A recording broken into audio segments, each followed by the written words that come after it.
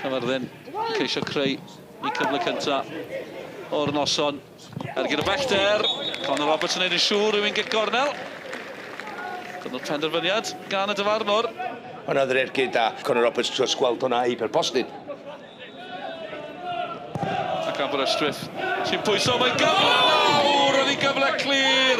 Stuart Jones, mae fe'n gwybod, oedd hwnna'n gyfle enfawr i'r ymwelwyr. Wel, am bel i mewn. Rydw i beth rhaid wneud ydy canolbwyntio a'r penio hwnna lawr. Mae mor agos i'r gol, mae'r pwer ar y croesiad, mae fewn. Mae Aberystwyth wedi codi mwy o'r ail bel i fyny na Caerfyrddin i fyny rwan. Not ar tafliad. Sy'n not o le yn y cornel. Bull di wneud yn wych. Nôl y Dawi. Dros y bar mae'n mynd. Oedd hi'n gyfle. Dim am eith am hynny Harling. A'i dro fe i fethu. A mae fe'n gwybod hynny hefyd. Y glaw yn disgyn. Aberystwyth yn pwyso. Baines yn croesi. Eto Stuart Jones. Insi yn arbed. Campus. Mae hwnna'n arbediad. Efo gymaint o gyrff o'i gwmpas, mae'n gwneud mor dda i wneud cael llaw, dim just llaw cry arni i stopio'r gol. Baines ar gic gornel. Anam unwaith, mae'n siomedig gan Wes Baines, nid yn aml. Ni'n dweud hynny, ys na gyfle i wrth ymosod. Oes yw'r ateb i Gaerfyrddin. Dyma nhw'n mynd. Yn disgwyl yn y canol. Mae Luke Bowen, Bull sy'n croesi! Oedd hi bron yno! Cyffyrddiad gan Roberts. Danny Thomas yn dal i ben. Kerry Morgan yn cyrraedd yn hwyr. I fod yn deg dar chreuo'r canol cae. Fai mor agos oedd hon. Mae Kerry Morgan, dwi'n siŵr, yn gael ryw fath o gysylltiad. Mae ellai ben ôl idnod, neu gefn. Mae taro'r postyn. Un safwrth i fod. Di bod ar y postyn bellan sgorio.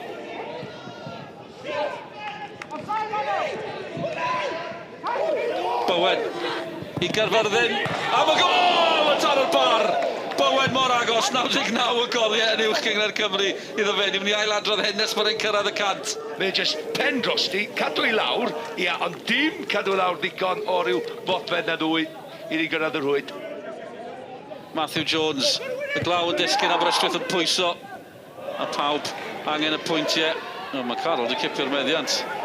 Ymlaen fel eilydd, fyna le. Chris Jones, Bas ddim digon cywir, mae wedi cyrraedd Jones, cyfle i Jones, Roberts yn arbed. Eiliad fawr a dau yn disgwyl am y Bas. Mae o'n siapio i gorff, mae'n agor i gorff, mae'n deitha'r golwr lle mae'n mynd i'r eiti. Edrych ar sy'n mynd neud fan hyn. Mae'n agor i gorff, mae'n siapio i gorff, mae Conor Roberts yn y gol yn darllen beth mae'n neud. Danny, how do you react to that one? Happy with the point, or is it an opportunity missed? Yeah, I think it's definitely an opportunity missed. I think, I think we've had the better chances. I think we've dominated the game in large spells. They had the two headers from set plays, which we talked about at half time, and again I thought we went out and defended well second half. The boys have done everything that we've asked them to do, apart from put the ball in the back of the net. So yeah, I think it's definitely an opportunity missed tonight. Lee Jenkins, hapus efo pwynt hyn yma? Dwi pwynt weddol a yn anffodus. Nethon ni ddim cael dim byd allan o'r gêm fwy.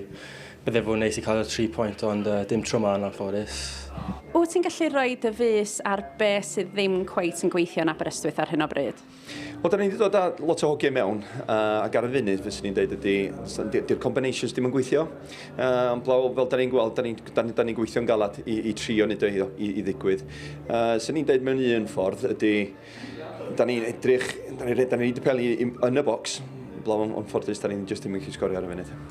Finding results tough to come by, but it's a big building block for us. It's a clean sheet first and foremost, but yeah, big opportunity miss for me. What is it that's not quite working at the moment at Carmarthen Town? It's a difficult one because the TNS game aside, we've been competitive in absolutely every game we've played in. We've competed with everyone, fine margins, one goal either side. But it's unfortunately we match up with the best, but then we match up with the lower half as well. So we really need to kick on now. We've got the ability in that changing room. We just really need to believe in ourselves to touch one.